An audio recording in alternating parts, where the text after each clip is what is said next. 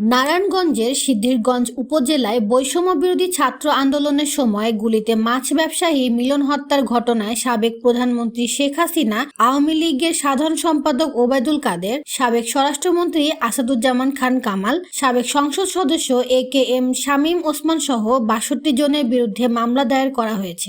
এ নিয়ে নারায়ণগঞ্জে শেখ হাসিনার বিরুদ্ধে ২টি মামলা হলো। ১৮ আগস্ট রবিবার দিবাগত রাত ১২টার দিকে সিদ্ধিরগঞ্জ থানায় মামলাটি করেন মিলনের স্ত্রী মোসাম্মৎ শাহনাজ।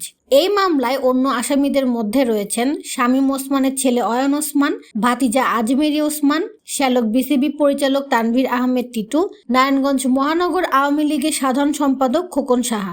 ঘটনার সত্যতা নিশ্চিত করেছেন সিদ্ধিরগঞ্জ থানার ভারপ্রাপ্ত কর্মকর্তা আবু বক্কর সিদ্দিক। তবে এখন পর্যন্ত এ মামলায় কেউ গ্রেফতার হননি। গত ২১ জুলাই শিমরাইল এলাকায় গুলিবিদ্ধ হয়ে নিহত হন মিলন। নিহত মোহাম্মদ মিলন সিদ্ধিরগঞ্জের মিজমিজি পূর্বপাড়া এলাকায় বসবাস করতেন। গত ২১ জুলাই দুপুর ১২টার দিকে শিমরাইল এলাকায় মাছের আড়ত থেকে বাসায় ফেরার পথে বুকে গুলিবিদ্ধ হন মিলন। পরে স্থানীয় একটি বেসরকারি হাসপাতালে নিয়ে গেলে সেখানে তাকে মৃত ঘোষণা করা হয়।